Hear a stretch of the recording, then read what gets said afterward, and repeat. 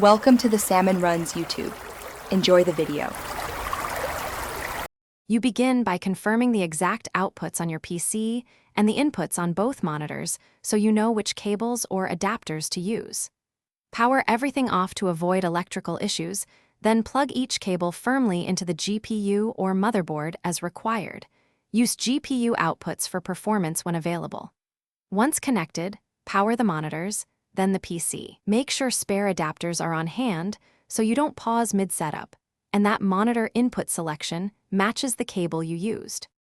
Once both monitors are physically connected and the system is running, open your operating system's display settings and click Detect so the OS identifies each screen. Arrange them to match your physical layout and select which will act as primary. Make sure each display is set to its native resolution and preferred refresh rate for best clarity.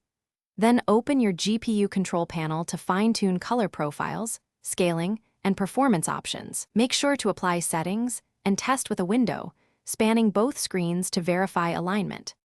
Finish by testing functionality. Move applications across screens, play a video, and check that refresh and color are consistent. Adjust scaling and color calibration so text and images look correct. Use monitor menus if needed.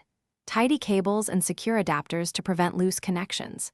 If something fails, try simple fixes first. Swap the cable or port, reboot the PC, and install the latest GPU drivers. If a monitor still won't display, test it on another device to isolate whether the cable, monitor, or PC is the issue. Thanks for watching. Consider subscribing if we helped you.